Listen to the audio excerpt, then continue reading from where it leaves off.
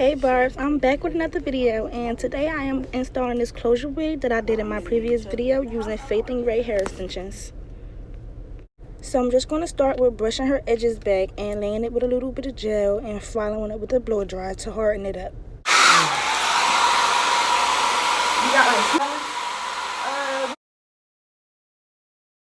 I will be voice over a majority of this video because we were talking about a little bit of personal things, so. You also want to make sure you match your client's skin color to the cap as close as possible to get the best results.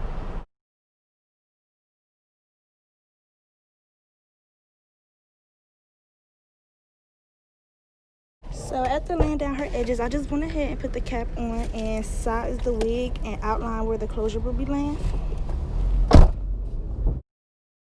Outlining the closure is optional. I just went ahead and did that because I was sewing down the cap to give it a more secure placement.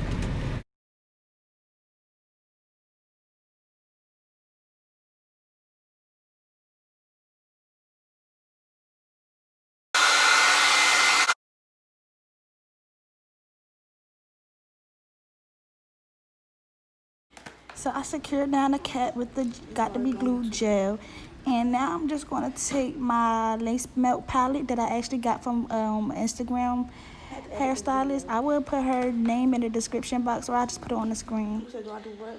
Color? So just like matching the cap to your client's skin color, you also want to match the makeup to the client's skin color to get the best results. Yo, I don't apply too much makeup because later on you'll see me also adding makeup to the lace to get a nice natural look.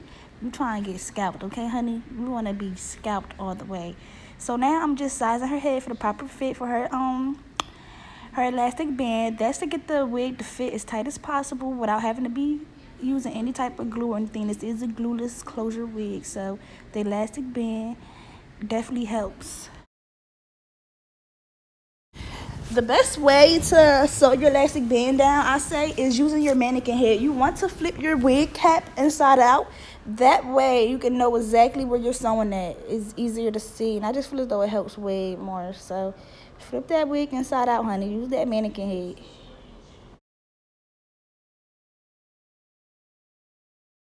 See, we work with youth. I just have to keep voicing over this video because throughout this process, we were talking about our jobs and very personal things.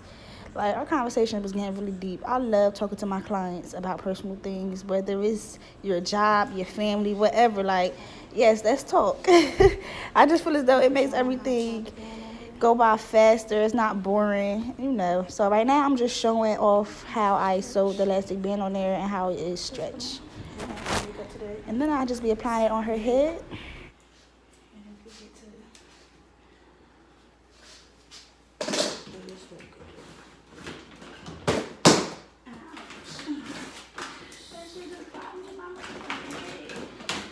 See, in the lace, trying to close it, it looked like a bad wig. What that look like to you? This is good. I think I took my hair out because of that. I just got finished plugging up my wand curls. I am going to do some loose curls on this unit. And before I put the wig on her head, I am going to cut the rest of the cap off. The cap that I did not sew down and the part that I did not glue down will also be getting cut off. And when you cutting the cap off to your, or even the lace, you want to cut. Matter of fact, I'm going to just make a video about how to cut the proper way. But basically what I was saying is you don't want to cut your lace going into a downwards motion. You want to do it upwards, meaning away from your client's face or even away from your own face. And I'm now adding extra makeup to the lace also. Like I said before in a previous clip, that the makeup, adding makeup to your lace also gives it a natural scalp look. So after putting the wig on her head and seeing where I wanted to stop at, I went back and I finished cutting the rest of the cap off because it was just way too much cap. You do not want your client's wig to be sitting on top of her forehead. Not her forehead, but her top of her eyebrows. You want your client's wig to be at least a centimeter or an inch before her hairline, if that makes sense. Get it together sooner or later. I want it all in your face. I don't don't know if it's me, but I feel like that cap and her skin is blending in perfectly well. And I'm just going to add a little bit more makeup to get that real blend. Look at that. Okay. It is blended so well. I love it. I love it so much.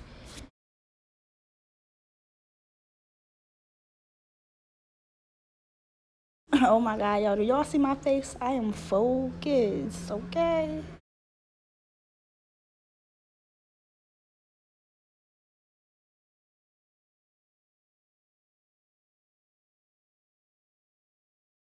So here you see me again adding a little bit more makeup. Don't never be scared to use a lot of makeup. I mean, don't use way too much. You do not want build up makeup, but use enough that is looking like her skin. You don't want your client to be walking around with noticeable knots. Like, that's a no. Blend that lace as much as possible. So even though this is a closure 4x4 wig, I decided to do some baby hair still just to give it a little frontal effect. So I went ahead with my got to be glued moves, pull some hairs out, cut it, and start creating my baby hairs. I start with a little bit of mousse because it's very sticky. It is got to be glued. So when you use a lot, it tends to be very sticky and hard. And being though I wanted the baby hairs to be soft, I was gonna eventually comb them out. Using too much will prevent me from making it soft, if that makes sense. So sometimes I feel like I be talking in circles during these tutorials. I am trying to get used to this process. I am new to these tutorials, so doing these voiceovers is really new to me. So as I'm creating my baby hairs, I'm just going back and forth to see if they're matching up. You don't want your baby hairs to be two different sizes or go in two different directions unless that's the look you're going for. Now that I'm done my baby hairs, I'm just combing it flat, and start putting into sections so I can start doing my curls.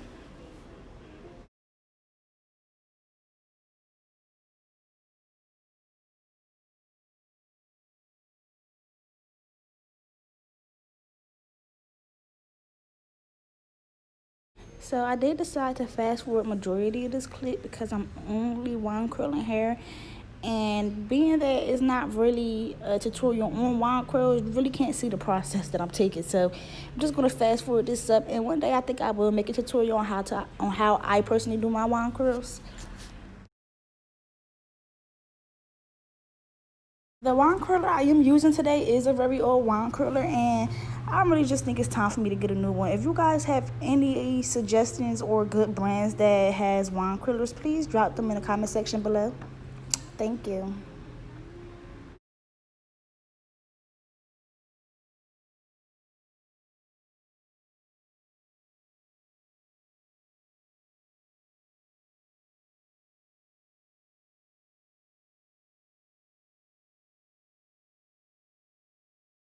Just a quick little fun fact, I love doing curls. I don't know why, but I just feel as though it gives the hair so much more personality. Like, I love the bounce, the volume. I just love curls.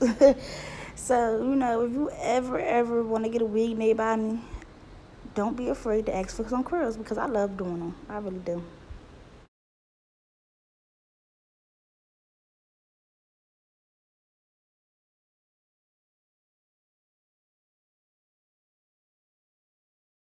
I know you ain't gonna be on no bullshit.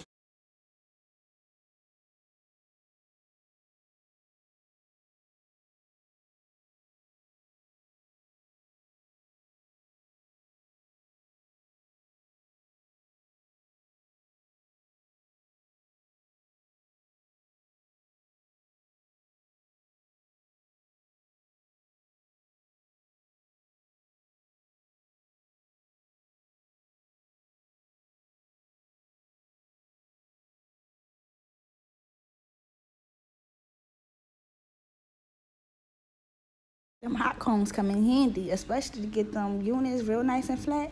So now I'm just cutting off her lace, and we're basically done with this unit. Yo, I'm loving it. She's loving it. I'm loving it. We're loving it. It is everything. Y'all done seen the scalp. Y'all done seen the baby hairs. Thank y'all for watching. And I'll be back with some more tutorials real soon. I'm just going to show y'all how the back of the unit came out with the curls. And yeah, just stay tuned. I will be dropping more. Thank y'all.